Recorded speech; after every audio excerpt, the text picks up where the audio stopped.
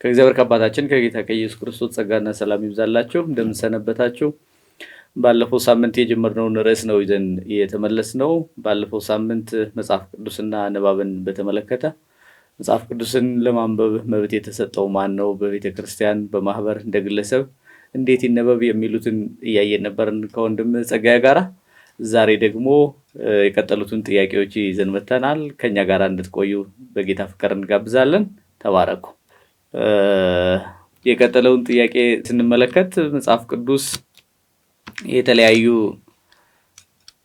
ሰዎች ነው የሚያነቡት። የሚያምኑበትም ያነቡታል፣ የማያምኑበትም ያነቡታል።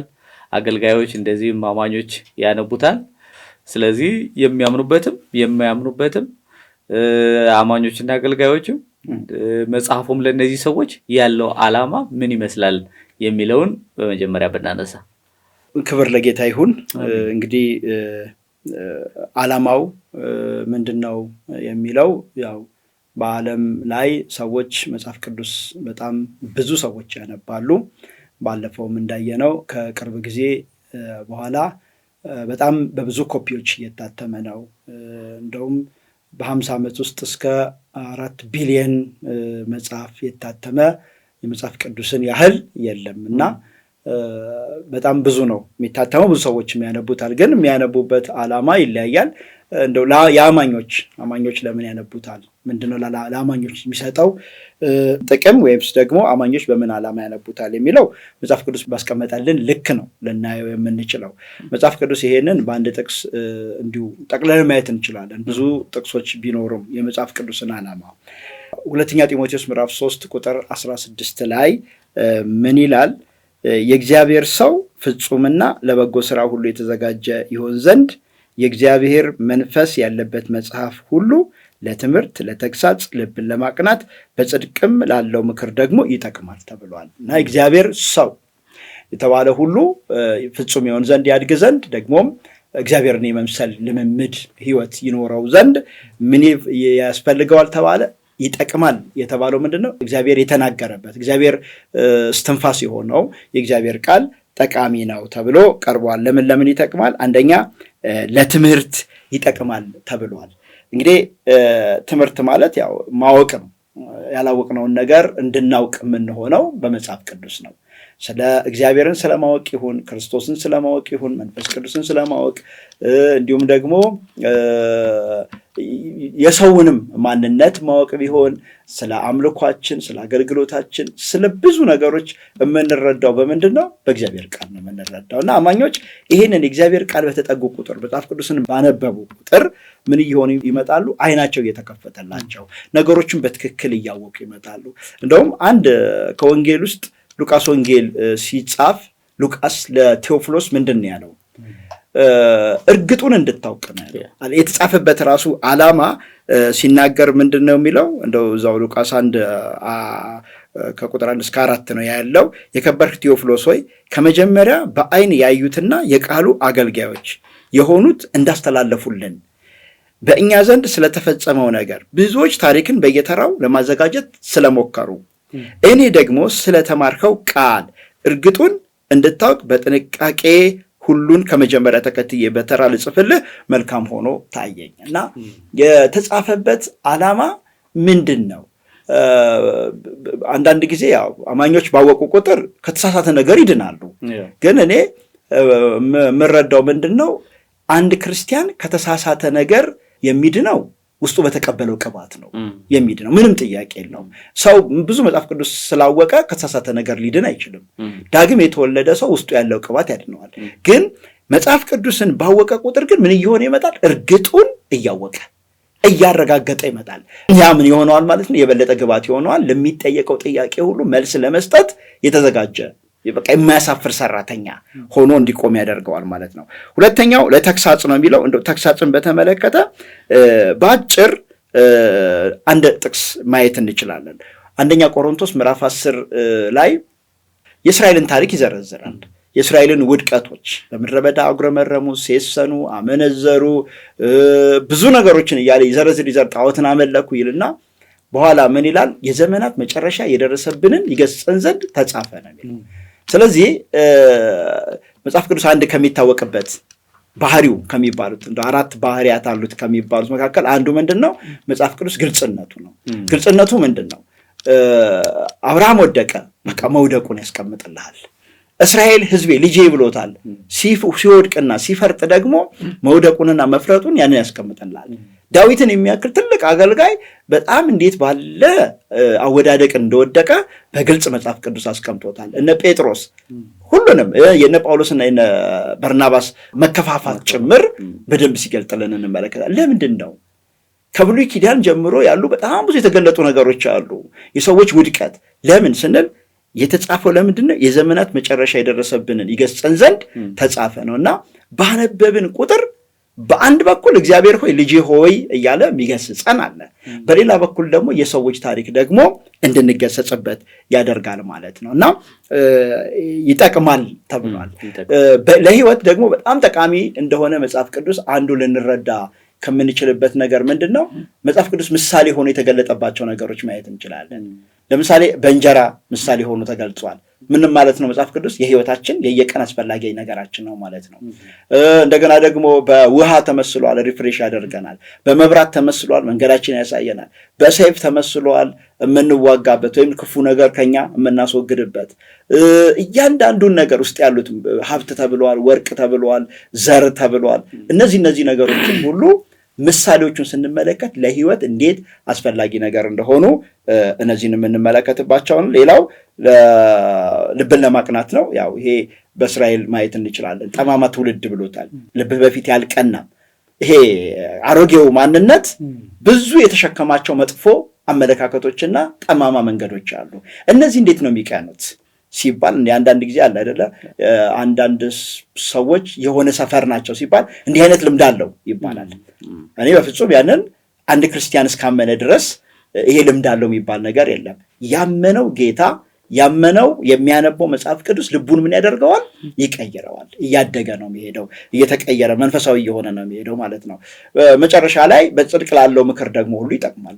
ማንኛውም ስለምንም ነገር መጽሐፍ ቅዱስ ይመክረናል። ስለምንም ነገር ስለ ግል ህይወት ሊሆን ይችላል፣ ስለ ቢዝነስ ሊሆን ይችላል፣ ስለ ትዳር ህይወት ሊሆን ይችላል፣ ስለ ጓደኝነት፣ ስለ አገልግሎት፣ ስለ ሁሉም ነገር መጽሐፍ ቅዱስ በጣም በቂ መካሪ ነው ብለን ማሰብ እንችላለን ማለት ነው እና ካመኑት አንጻር እንደው ይሄንን መገንዘብ እንችላለን።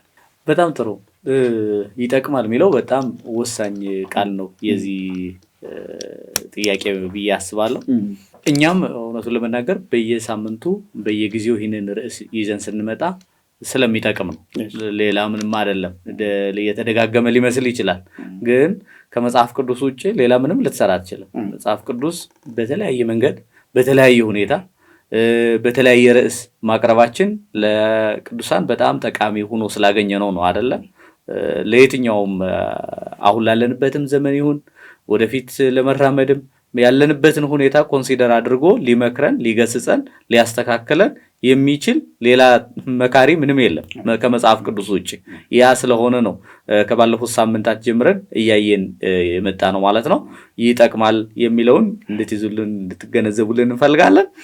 ከዚሁ እንዲያው የተያያዥ ጥያቄ ለማንሳት እንዲያውም አንደኛ ጢሞቴዎስ ምዕራፍ 4 ከቁጥር አይ ቲንክ 13 ላይ ለማንበብና ለመምከር ለማስተማር ተጠንቀቅ ይላል እና አገልጋይ መጽሐፍ ቅዱስን የሚያነበው አንዱ እዚህ ላይ የተገለጠ ይመስለኛል፣ ለመምከርና ለማስተማር ማለት ነውና አገልጋዮች በዚህ ዘመን በተለይ ከምናየው አኳያ ከአካባቢያችንም ከምንሰማውም ከምንመለከተውም ለምንድን ነው የሚያነቡት?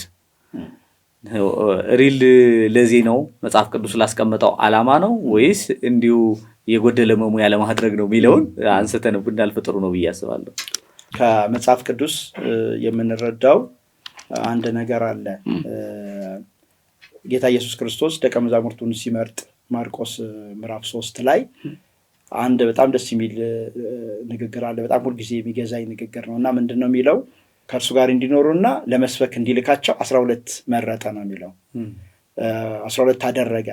ዓላማው ምንድን ነው? ከእርሱ ጋር እንዲኖሩና ከዛ እንዲልካቸው፣ ለመስበክ እንዲልካቸው። አሁን ማንኛውም አገልጋይ የእግዚአብሔርን ቃል እናገራለሁ እኔ ውስጥ አለ ቃሉ ከማለቱ በፊት እውነትም ያ ቃል እሱ ውስጥ መኖሩን እርግጠኛ መሆን አለበት። ከንግግር ያለፈ የሚሆነው ሰውየው ውስጥ መኖር እስከቻለ ድረስ ነው። እና መጀመሪያ ከኢየሱስ ጋር መኖር ያስፈልጋል። መጀመሪያ የተማረ መሆን ያስፈልጋል። አሁን ለምሳሌ አንዳንድ ስብከቶች አሉ አይደል ጥራዝ ነጠቅ የሚባሉ አውዱ አይታይም። ባለፈው እንደውም አንተ አንስተዋል ይህ ሕዝብ በከንፈሩ ያመልከኛል ብሎ እልል በሉ ቀጥሎ ያለው ኔጌቲቭ ነው። እና እንዲህ አይነት ነገሮች በጣም እንመለከታለን። አንዳንድ ጊዜ ደግሞ መጽሐፉ ያላለውን ነገር ሁሉ የሚባልበት ሁኔታ እንመለከታለን። እና ምንድነው የኖረውን ነገር መጀመሪያ ለኔ ብሎ ማንበብ አለበት። ለኔ ብሎ መመገብ መቻል አለበት። እሱን የነካው እሱን ያረሰረሰው ነገር ሲወጣ ትርፋማ የሆነ ነገር ይሆናል። የሚያገለግላቸውን ነፍሳት የሚያንጽ ይሆናል። ለምሳሌ እኔ አንድ ብዙ ጊዜ የሚባል ነገር አለ። ድሮ ደስ እያለ የምንሰማቸው ስብከቶች ነበሩ። ሰዎች ያገለገሏቸው በካሴት በምን የተለያዩ ነገሮች እና በጣም ልብን ይገዛሉ። ለምንድን ነው ስንል ሰዎቹ ኖረውበት ነው የሰበኩት። መዝሙሮች እኔ ብዙ ጊዜ የሚባል ነገር አለ። እንደውም አሁን ትንሽ ተቃዋሚም እየመጣ ነው የድሮ አትበሉን የሚል ነገር። አሁን በጣም የተቀቡ ትልልቅ የሆኑ መዝሙሮች መጥተዋል የሚባል ነገር አለ። እና ለምንድን ነው የድሮዎቹ ሞገስ ያላቸው? ለምንድን ነው የሚደመጡት? ለምንድን ነው ለጆሮ ገብ የሆኑት ወይም ደግሞ ልብን የሚነኩት ስንል ሰዎች የዘመሩበት መንፈስ ነው። የእውነታቸውን ነው የዘመሩት። ተነክተው ነው የዘመሩት። ተነክተው ከውስጥ ነው ያወጡት እና ውጤታማ ይሆናል። አንዳንድ ዝማሬዎች አሉ አይደል በቃ በጣም መቼም የማጠግባቸው መዝሙሮች አሉ። እንደውም ብዙ ጊዜ እንዘምረዋለን ኑሮ ከጌታ ከኢየሱስ ጋር የሚል መዝሙር። አሁን እነዚህ እንደው ሰዎቹ ምስክርነት ሲሰጡ የዘመሩበት ሁኔታ በጣም በቃ የማይሆን ሁኔታ ውስጥ ሆነው ይሄን መዝሙር የሚያመጣ አይደለም በተፈጥሮ የእግዚአብሔር እርዳታ ካልሆነ። እና እንዲህ አይነት ነገሮች እንመለከታልና ምንድነው እኔ ትልቁ አገልጋዩ መጀመሪያ ራሱ መጽሐፍ ቅዱስ ለኔ ይጠቅመኛል ብሎ ማንበብ አለበት። እሱ ሁሌም ተማሪ መሆኑን ነው ማመን ያለበት። ከዛ በኋላ ግን ሌሎችን የመጥቀም አቅም ይኖረዋል ማለት ነው። እና እሱ ካልተጠቀመ ግን ባለፈው ደንብ እንደውም አንስተነዋል ለአገልግሎት ብሎ ማንበብ ችግር የሚፈጥረው ይሄ ነው። ምክንያቱም መጽሐፍ ቅዱስ በሕይወት ውስጥ እያደገ ሲሄድና ድንገት ሄደህ ማገልገል ያ ውጤታማ አይሆንም። እና እኔ አገልጋዮችም ልክ ነው ዲቴል ማንበብ አለባቸው። የተሻለ አይደለ እግዚአብሔር ጸጋውን እስከሰጣቸው ድረስ ህዝቡን እንዲያጠጡ እንዲመግቡ ጸጋው ከሰጣቸው የበለጠ ማንበብ አለባቸው። እንደውም አንድ አባባል አለ 1 ሰዓት ለማገልገል ቢያንስ 2 ሰዓት መጸለይ፣ ቢያንስ 5 ሰዓት መዘጋጀት እንደሚባሉ አባባሎች አሉ። እና እንዲህ ያለ የጣፍጦ የተዘጋጀ ነገር ውጤቱም እጅግ የተባረከ ይሆናል ያስባለሁ። ጥያቄን ካገኘሁት አግኝተዋል። በአጭሩ ምንድነው ለማስተላለፍ የፈለግነው እንደ አማኝ አገልጋዩም ቢሆን አማኝ ነው። እንደ አማኝ ለራሱ ብሎ ማንበብ አለበት መጀመሪያ። ከዛ ቀጥሎ ደግሞ ኃላፊነት እስከተሰጠው ድረስ እግዚአብሔር ጸጋውን እስከሰጠው ድረስ ሞር ደግሞ ከአማኞቹ ኃላፊነት አለበት ማለት ነው። የበለጠ ማንበብ፣ የበለጠ መፈለግ፣ የበለጠ መቆፈር ይኖርበታል። ሌላኛው እዚህ ጥያቄ አልወጣም። አሁንም ቢሆን የማያምኑ ሰዎች ይህን መጽሐፍ ቅዱስ በደንብ ያነቡታል። እንዲያውም አንዳንድ ጊዜ በሚያስደነግጥ ሁኔታ ከአማኞች በተሻለ ሁኔታ ጥቅሶቹን ይጠቅሷቸዋል፣ ያብራሯቸዋል። ግሪኩ ዕብራይስጡ ምናምን ሲሉ ትሰማለህ። አያምንም ሰውየው። ሌሎች ደግሞ በሴኩላሩ ዓለም የበለጠ መጽሐፉን አጥንተው ይሄ ነው ሐሳቡ ምናምን ብለው የፒኤችዲ ዲዘርቴሽኖች ምናምን ብለው ሲሰሩ ትመለከታለህ። እና ምንድን ነው ምን ፈልገው ነው? ምን ይጠቅማቸዋል? መጽሐፍ ቅዱስ እኮ የህይወት መጽሐፍ ነው አይደለ?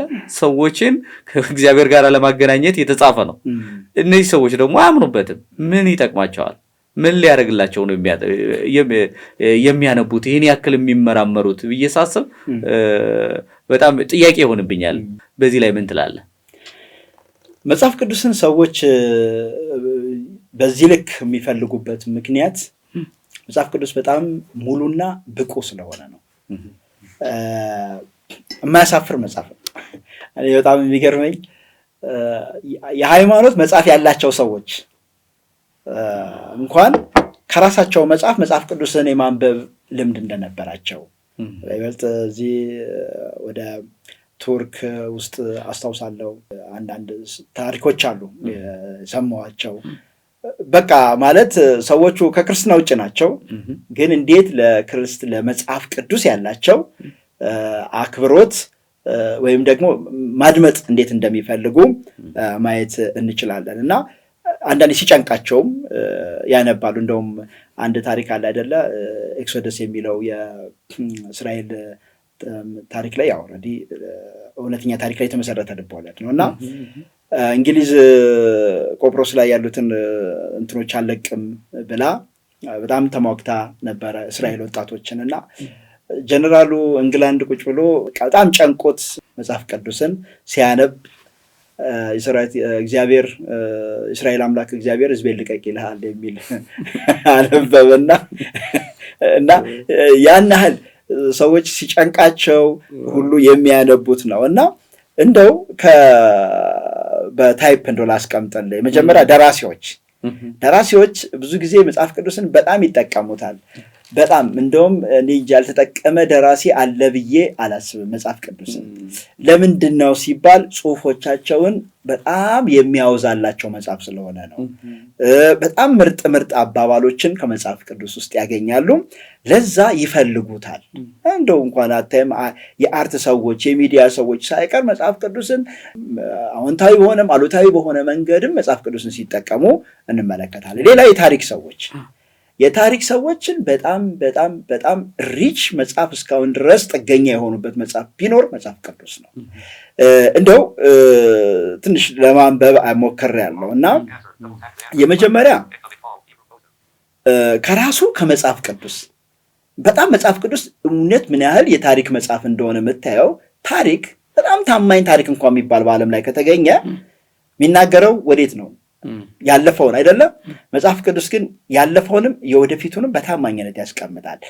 ኢሳይያስ ለምሳሌ 44:28 ላይ አንድ በጣም ደስ የሚለኝ ቃል አለ። ኢሳይያስ 44:28 ምን ይላል መሰለህ? ቂሮስም እርሱ እረኛዬ ነው፣ እርሱም ኢየሩሳሌምን ትታነጻለሽ፣ ቤተ መቅደስም ይመሰረታል ብሎ ፈቃዴን ሁሉ ይፈጽማል እላለሁ አለ። አሁን ኢሳይያስ 7ኛው መቶ ክፍለ ዘመን ላይ ነው ያለው። ቂሮስ የተነሳው ደግሞ 5ኛው መቶ ክፍለ ዘመን ላይ ነው። በጣም የሚገርመው እግዚአብሔር ስም ጠርቶ ታሪክን ወደፊት ማንበብ የሚችል መጽሐፍ ቅዱስ ነው። ሌላው ኤርሚያስ ኦልሬዲ ምርኮ በተደረገበት ጊዜ እርግጡን የተናገራቸው ኤርሚያስ 25:11 ላይ ምን አላቸው? ይህች ምድር ሁሉ ባድማና መደነቂያ ትሆናለች አለ። እነዚህም ሕዝብ ለባቢሎን ንጉሥ 70 ዓመት። በጣም የሚገርም ነው። ቀኗ ሰዓቷ ሁሉ የታወቀች ነች። እንደው ምንድነው አሁን እኛ ማንደነቀው ቃሉ እግዚአብሔር ስለሆነ ነው። ተናጋሪው ራሱ እግዚአብሔር ስለሆነ አናጋሪው፣ ለዚህ ነው ማንደነቀው። በታሪክ ጸሐፊዎች ግን በጣም ከሚደነቁባቸው ነገሮች እነዚህ ናቸው። ሌላው እንደው ዳንኤል ላይ ስለ 4ቱ መንግስታት ተናግሯል። 4ቱም አሁን በዓለም ላይ ትልልቅ ታሪክ ጸሐፊዎች ተመልከት፣ ወርልድ ሂስትሪ ብለው ሲያቀርቡ በጣም ከሚጽፏቸው 4ቱ ናቸው። እኔ በጣም ጥሩ ለምሳሌ የተክለ ጻድቅ መኩሪያ መጽሐፍን ከኑቢያ ጀምሮ ያለውን አንብቤዋለሁ እና እዛ ላይ ትልቅ የሚያጠነጥነው በይበልጥ እዛ ዘመን ላይ ምንድነው ስትል እነዚህ 4ቱን መንግስታት ነው። እነዚህ 4ቱ መንግስታት እግዚአብሔር ትኩረት እንደሰጠባቸው የታሪክ ምሁራንም ትኩረት ሰጠውባቸዋል። ይሄ ብቻ አይደለም። በጣም የሚገርመው ትንቢቱ ከተነገረ በኋላ ባለፈው እንደው ጠቀስ አድርጌዋለሁ። እነ ጆሲፈስ እንዳስቀመጡት ምንድነው የሆነው? ዳንኤል ይሄን ትንቢት ተናግሮ ካለፈ ከ200 ዓመት በኋላ ወደ 330ዎቹ አካባቢ ታላቁ እስክንድር ዓለምን ሁሉ መቆጣጠር ጀመረ እና አንድ ከተማ ሲቆጣጠር የግሪክ ስታይል ምን ነበር? ሙሉ ለሙሉ ከመሰረቱ የዛች ሀገር ሽታ ማጥፋትና ግሪካዊ ማድረግ ነው። ያው ሄሌኒዝም የሚባለው ሲስተም ከዚህ ነው የመጣው። ስም መቀየር፣ አምላካቸውን መቀየር እንደዚህ ነው እና ኢየሩሳሌም ሲደርስ ግን እንደው ታሪኩን ቀጥታ አንድ ጸሐፊ ያስቀመጠውን ላቅርበው። ምንድነው የሚለው? ታላቁ እስክንድር ፓለስታይን ድል ሲያደርግ ሐሳቡ ኢየሩሳሌምን ከተማ መደምሰስ ነበረ። ነገር ግን የአይሁድ ትውፊት እንደሚለው በወቅቱ የአይሁድ ሊቀ ካህን የነበረ አንድ ሰው ሃይማኖታዊ ልብሱ ተጎናጽፎ ወደ እስክንድር ዘንድ በመቅረብ በዳንኤል 8 ላይ የተጻፈውንና ፋርስን እንደሚደመስስ የተነገረለትን ትንቢት አነበበው። እስክንድር በሁኔታው እጅግ በመደነቁ ኢየሩሳሌምን እንደ ሌሎች ከተማ ሳይደመስስ ቀርቷል ይልና እስክንድር ራሱ በኋላ ምን ይላል? የአይሁዶች አምላክ ሂድና አሸንፍ በማለት በራእይ እንደተገለጠለት ገልጿል። ስለሆነም ምንም እንኳ ፓለስታይን የግሪክ መንግስት አካል ቢያደርጋትም አይሁዶች ከፊል ነፃነት ኖሯቸው የራሳቸውን ጉዳዮችና ሃይማኖታዊ ተግባሮችን እንዲያካሄዱ ፈቀደላቸው የሚል እንመለከታለንና ይህን ያህል ነገስታት ራሱ በጣም የሚደነቁበት እንዴት ታስቦት ነው ይህንን መጀመሪያ መጽሐፍ ቅዱስ ስለኔ የተናገረው የሚል። ይሄ ብቻ አይደለም። በዚህ ዘመን የነበሩ እንደው ዳንኤል 9ም አንድ እንትን አለ አይደለ? ግን በቃ እግዚአብሔር ያለው ነገር እንደሚፈጸም በጣም የተደነቁበት፣ አሁን እነዚህ የጠቀስኳቸው ታሪክ ጻፊዎች ራሱ የተደነቁበት ነው። ዳንኤል 9 ላይ መቅደሱ ይቃጠላል ብሎ ነበረ። ከዛ በኋላ እነ ጆሲፈስ ደግሞ ሲጽፍ ምን አለ? መቅደሱ እንዲቃጠል ጥጦስ አልፈለገም ነበረ። አልፈለገም እንዳታቃጥሉ ብሎ መመሪያ ሰጥቷቸዋል። ግን አንድ የሰከረ ወታደር አቃጠለው። እግዚአብሔር ያለው መሆኑ አይቀርም። እና ታዲያ በዚህ ዘመን የነበሩ እንዲሁ ታሪክ ጸሐፊዎችን አንዱ ሄሮዶተስ ነው። ሄሮዶተስ ስለ አይሁድ የተናገረውና መጽሐፍ ቅዱስ የተናገረው ዘሴም ነው አብዛኛው። ሌላ ታስኪዶስ የሚባል አንድ ታሪክ ጸሐፊ አለ። አሁንም እዛው 5ኛው መቶ ክፍለ ዘመን ላይ በነቂሮስ ዘመን የነበረ ነው። እያንዳንዱ የፐርሺያ እንደውም የጦር አዛዥ ነው የሚባለው ይሄ ሰው እና እያንዳንዱ በጣም የሚጽፋቸው ነገር ቅድም ያልኩት እንደዚህ አይነት ጥቅሶችን እያነሳ እየተደነቀ የጻፋቸው አለ። ጄንፎን ጄንፎን የሚባል አለ። ይሄም ልክ እንደዛው 5ኛው መቶ ክፍለ ዘመን ላይ ልክ በአርጤክስ ላይ ወይንም በነቂሮስ ላይ የተደረገውን ከአይሁድ ጋር የነበራቸውን ግንኙነት የጻፈ እንመለከታለን። ከዛ በኋላ ብዙ እንመለከታለን። በይበልጥ ወደ 1ኛው መቶ ክፍለ ዘመን ላይ አካባቢ ላይ እነ ጆሲፈስ እነ ማኔቶ እንደውም ማኔቶና ጆሲፈስ በጣም የሚገርመው መጽሐፍ ቅዱስ ባለው ሁለቱም ይስማማሉ። ለምሳሌ አይሁድ ከግብፅ ስለመውጣታቸው አንዱ የተከራከሩበት ጉዳይ ነው። ወይም ደግሞ ሁለቱ ላይ እንትን ያለው ተፋልሶ ያለበት ጉዳይ ነው። ጆሲፈስ የሚለው ምንድነው? አይሁድ ተሰደው ሄዱና ግብፅ ባሪያ ያደረገቻቸውና ጨቆነቻቸው ነው የሚለው። ማኔቶ የሚባለው የግብፅ ምሁር ታሪክ ጸሐፊ ደግሞ ያምናል ከግብፅ በድል እንደወጡ እግዚአብሔር ታላቅ ነገር እንዳደረገ ያምናል። ግን ምን ይላል? ሊቆጣጠሩን መተው ነው ድል የተደረጉት የሚል እንመለከታለን። እንዲህ የመሰሉ በጣም ብዙ ታሪክ ጸሐፊዎች መጽሐፍ ቅዱስን ተንተርሰው መጽሐፍ ቅዱስን እየጠቀሱ በመጽሐፍ ቅዱስ እየተደነቁ የጻፏቸው አሉ። ሌላ ፖለቲከኞችን በተመለከተ ፖለቲከኞችም ለጥቅማቸው ይጠቀሙታል። ለምሳሌ በመጽሐፍ ቅዱስ እንኳን እንደው ብትመለከት ኢዮርብዓም መጽሐፍ ቅዱስን ጠቅሷል ከግብፅ ስለመውጣት። ሌሎች ደግሞ ብዙ በመጽሐፍ ቅዱስ ብዙ እንመለከታለን። ግን እንዲሁ በሀገራችን እንኳን ብንመለከት አንዳንድ ጊዜ ሰዎች ምንድነው የሚሉት? ንጉስናቸውን እንኳን ለማጽናት ሲፈልጉ መለኮታዊ ቃል ይጠቀማሉ አይደል? እንደው ኃይለ ሥላሴ ለምሳሌ ያው ሞሐንበሳ ዘእምነገደ ይሁዳ አሁን ራእይ ላይ ያለው ቃል ቀጥታ ሊጠቀሙት ማለት ነው። በእርግጥ በጣም ለመጽሐፍ ቅዱስ ያደረጉት አስተዋጽኦ በጣም የሚደነቅ ቢሆንም ይህን ስም መውሰዳቸው ግን አይገባም። ሌላው ምዕራባውያን ማንኛውም ክፋት ለማድረግ መጽሐፍ ቅዱስን ይጠቅሳሉ። ለምሳሌ ባሮች አድርገው አፍሪካውያንን ለመጨቆን በጣም በሚገርም ሁኔታ የተጠቀሙት መጽሐፍ ቅዱስ ነው። ዘፍጥረት 9ን የተጠቀሙት። ኖህ የረገመው ካምን ነው፣ ኩሽን ነው። ኩሽ ብለው ለዛው ጣጣመው ነው እና ኩሽ አፍሪካውያን ኩሽ ናቸው፣ ተረግማቸዋል፣ እመኑ ነው የሚሉት። ለእኛ የባሪያ እንድትሆኑ እመኑ የሚል ሐሳብ አላቸው። ሌላው ክርስቶስ ተሰቃየ የሚለው መጽሐፍ ላይ ያየሁት ነገር ምን ያደርጉ ነበረ? ኢየሱስ ራሱ ሶሻሊስት ነው እያሉ ይሰብኩ ነበረ። ከመጽሐፍ ቅዱስ እየጠቀሱ እንጀራ ያበላ ነበረ፣ እንዲህ እያሉ ማለት ነው። ህዝብ ሰብስቦ የሚያስፈልጋቸውን ያደርግ ነበር።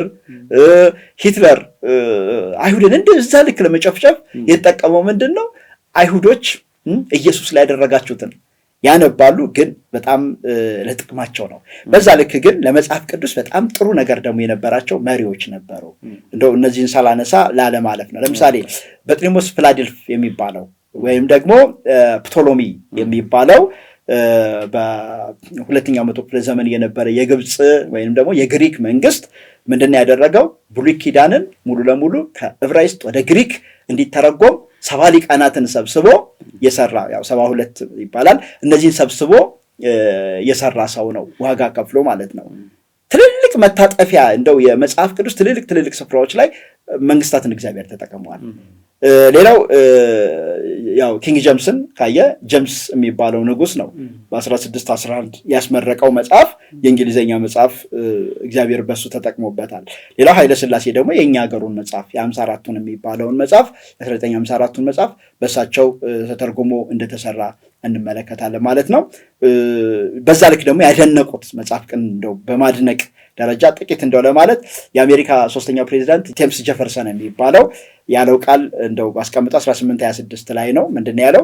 መጽሐፍ ቅዱስ ዜጎችን በሙሉ ቀና ያደርጋል፣ ባሎች ጨዋና ቤታቸውን ወዳጅ ያደርጋል፣ ሚስቶች ደግሞ ታማኝና መልካም እናት እንዲሆኑ ያደርጋቸዋል ብሎ ለመጽሐፍ ቅዱስ የሰጠው ምስክርነት እናገኛለን። ሌላው ባለቅኔ ጀርመናዊ ባለቅኔ የተናገረው ቃል ምንድነው? በጣም ባለቅኔዎች ሁሉ በጣም ነበር የሚያደንቁት መጽሐፍ ቅዱስን እና ይህ ሁሉ ማስተዋል ያገኘሁት ከመጽሐፍ ቅዱስ ነው ብሎ ቃል በቃል ያስቀመጠው ነገር አለ። ሌላው የጸረ ባርነት እንቅስቃሴ መሪ የነበረ ዊሊያም ኤች ሲዋርድ የሚባል ሰው ያለው ምንድነው? የሰው ልጅ የመሻሻል ተስፋ ያሳደረው ከጊዜ ወደ ጊዜ እየጨመረ በሄደው የመጽሐፍ ቅዱስ ተደማጭነት ነው ብሎ ያነበበው አለ። ሌላው የህግ ሰው ሰር ዊሊያም ብላክስተን የሚባል እንግሊዛዊ ምንድነው ያለው? ሁሉም ሰብአዊ ህጎች የተመሰረቱት በእነዚህ ሁለት ህጎች ነው፣ በተፈጥሮ ህግና በመጽሐፍ ቅዱስ ህግ ነው።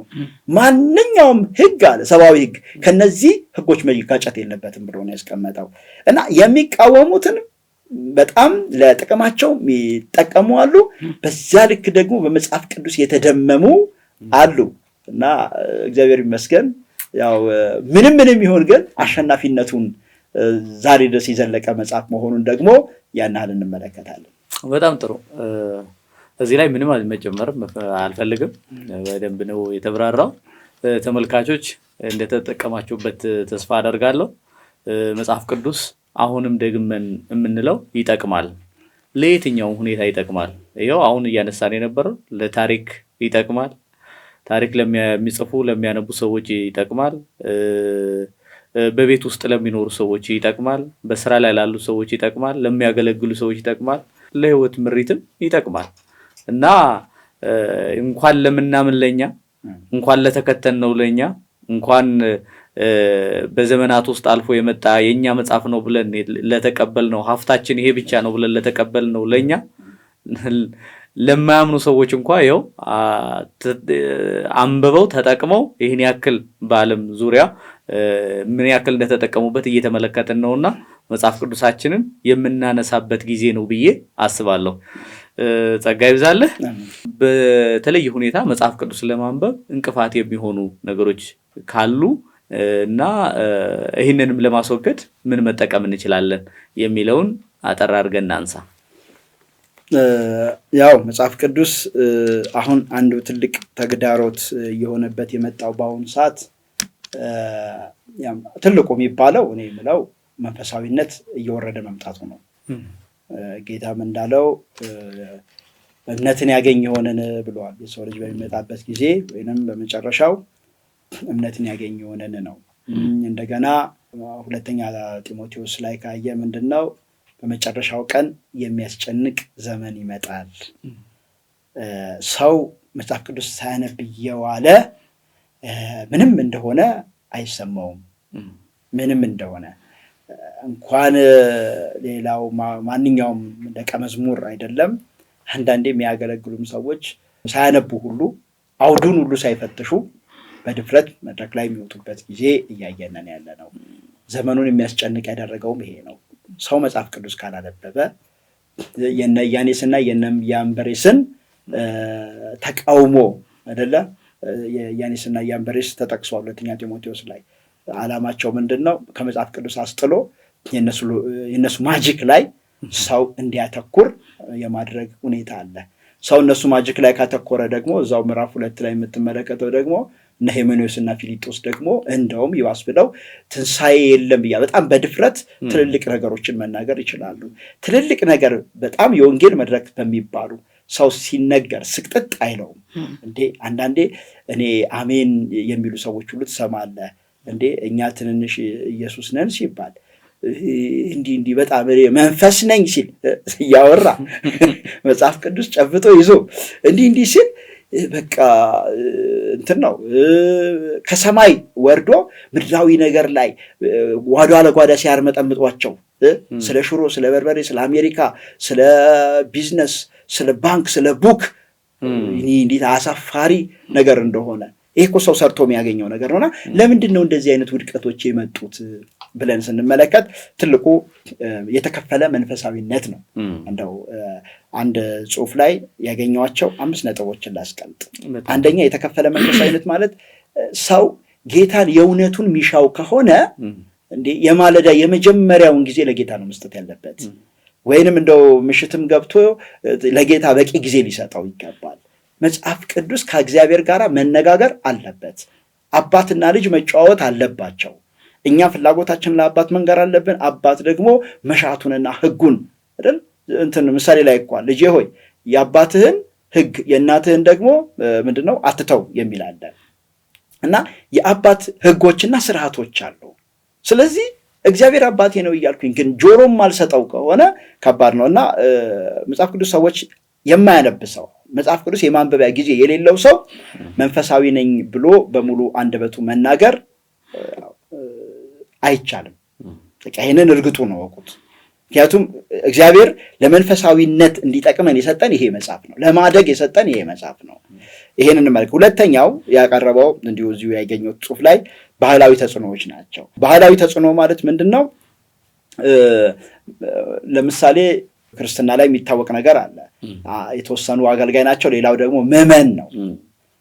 መጽሐፍ ቅዱስ የሚነግረን ምን አለ? ሁላችንም አዲስ ኪዳን አገልጋዮች እንሆን ዘንድ አበቃን ነው። ምናልባት አሁን አገልጋዮች እያልን እንኳን እኛ ስናወራ የቃል አገልጋዮችን ነው እንጂ እያንዳንዱ ክርስቲያን አገልጋይ ነው። እና ምንድነው ሌላው ማንበብ አይችልም። ማንበብ የሚችሉት የበቁ ሰዎች አሉ። እንደውም ይባላል አንዳንዴ እኮ እንዴ ይሄማ አባቶች ነው የሚገልጹት የሚባል ነገር አለ። እና እንዲህ አይነት ተጽዕኖ ሳናውቀው አድጎብን መጽሐፍ ቅዱስ የኛ ድርሻ እንዳልሆነ እንቆጥራለን። ይሄ ያው የተሳሳተ ነው። በማስተማር ነው ሊስተካከል የሚችለው። ሌላው የምርጫ ግጭቶች አሉ። መጽሐፍ ቅዱስን ለማንበብ ሰው ይነሳና የቱን ላንበብ እያለ መወዛገብ አለ።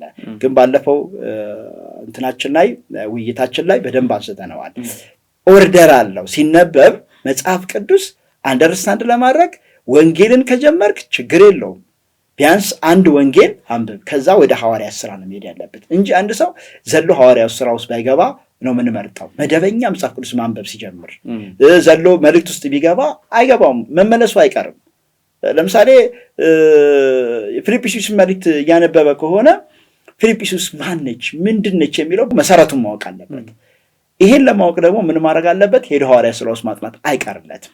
ስለዚህ እዛ ግን ጠርጎ ሲመጣ እዚህ ውጤታማ የመሆን ነገር ይኖራልና ምርጫ ግጭቶች አንዱ የሚባለው ይሄ ነው።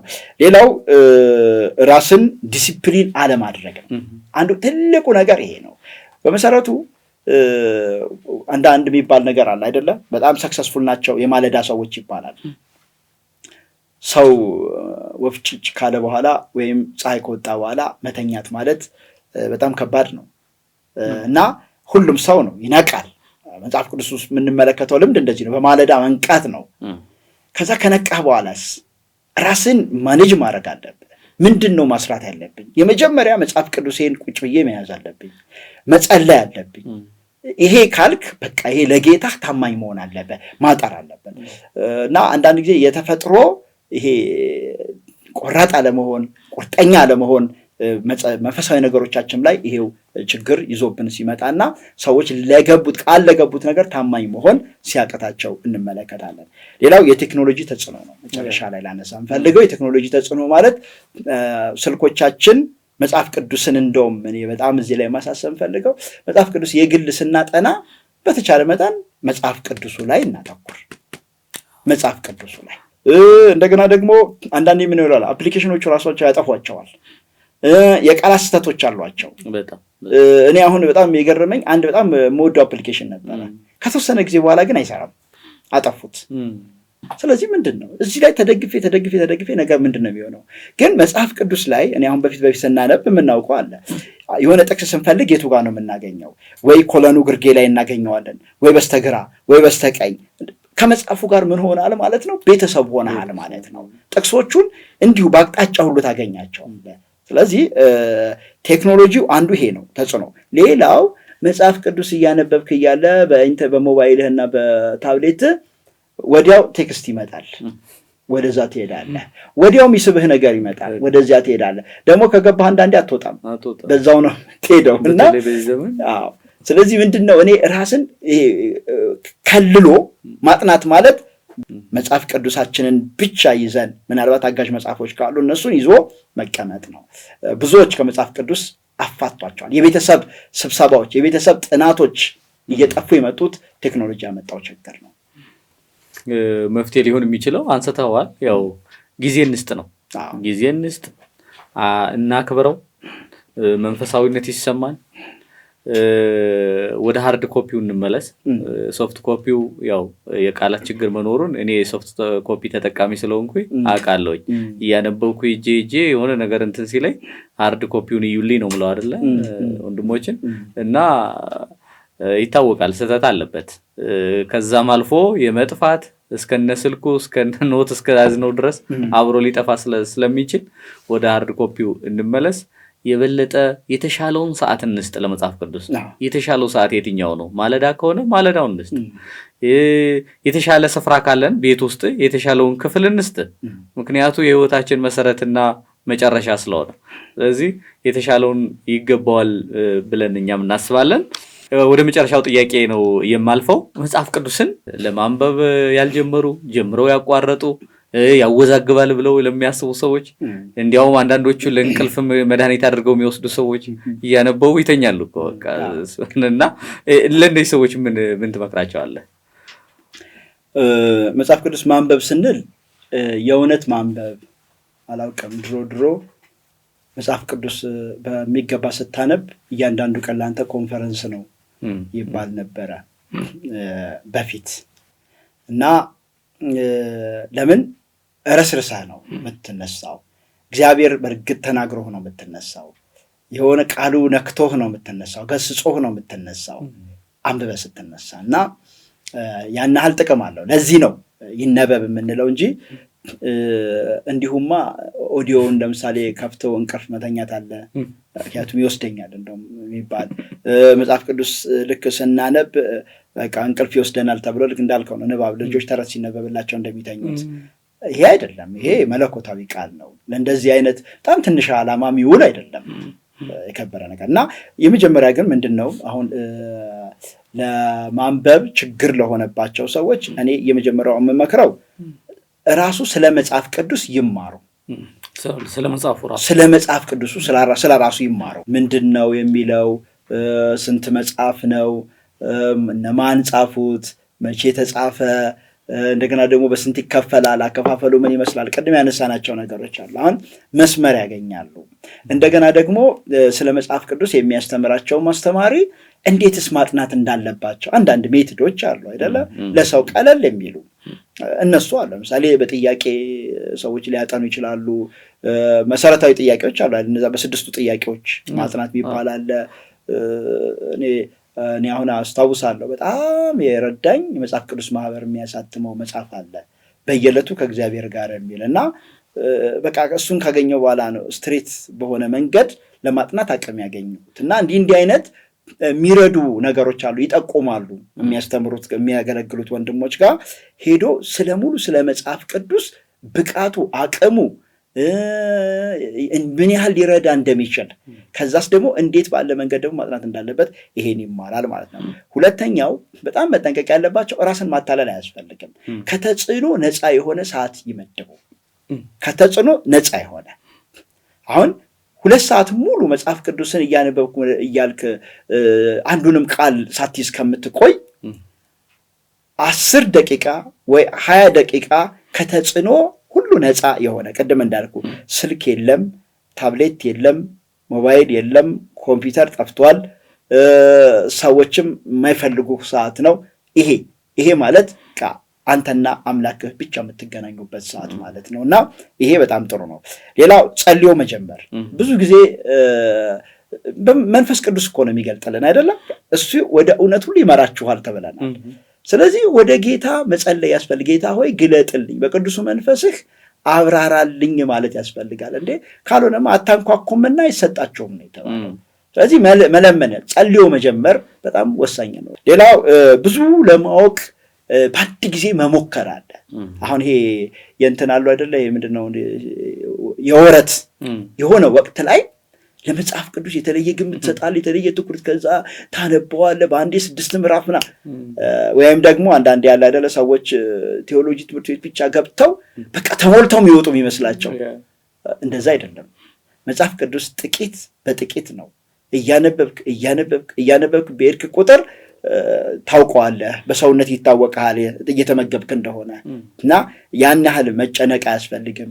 ትንሽ ትንሽ እያነበቡ ያችን እያጣጣሙ መዋል ትልቅ ነገር ነው። የዕለት መና የተሰጠው ለእስራኤል የዕለት ነው እንጂ አከማቹ አልተባለም። የዕለትን ማግኘት ትልቅ ነገር ነው። ሌላው እንደው ጥሩ የሚባለው የዕለት ንባብን ካነበቡ በኋላ ለሌላ ሰው ማካፈል፣ ይሄ በጣም ዲቮትድ እንዲሆኑ ያደርጋቸዋል። ውጤቱም ጥሩ ነው የሚሆነው። ሌላ መስሎት አካፍለዋለህ፣ አንተም ደግሞ ትታነጽበታለህ ማለት ነው። እና ይሄ ይጠቅማል ብዬ አስባለሁ። በጣም ጥሩ። በአንድም በሌላም ይህንን ርዕስ ያነሳ ነው ለተመልካቾች ስለሚጠቅም ነው። በተለይ በዚህ ዘመን ላለን ክርስቲያኖች ከዚህ የተሻለ አማራጭ ስለሌለ ነው እና ለማንበብ መሞከር ሳይሆን ለማንበብ መጀመር ነው። ምንም አማራጭ የለም፣ ሌላ ምርጫ ስለሌለ መሞከር ብዙም አዋጭ አይደለም። ለማንበብ እንጀምረው፣ ካነበብን በኋላ ደግሞ ዲሲፕሊን መሆን። ሰው ስፖርት ለመስራት እንኳን በየቀኑ ይነሳል አይደል? ስፖርት ለመስራት ለመሮጥ፣ ለዚህ ለተለያዩ ለጤና እንዴት መጽሐፍ ቅዱስ የህይወት መመሪያ ሆኖ እየጀመርን እናቋርጣለን?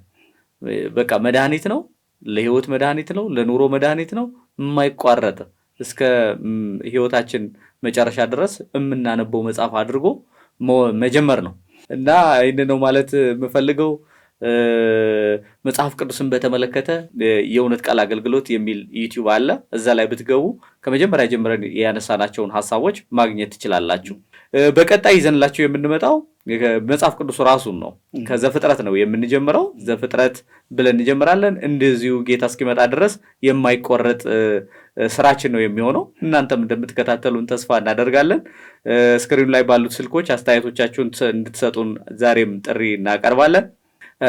እስካሁን ድረስ አብራችሁን ስለቆያችሁ የእግዚአብሔር ጸጋና ሰላም ይብዛላችሁ። ተባረኩ። አሜን።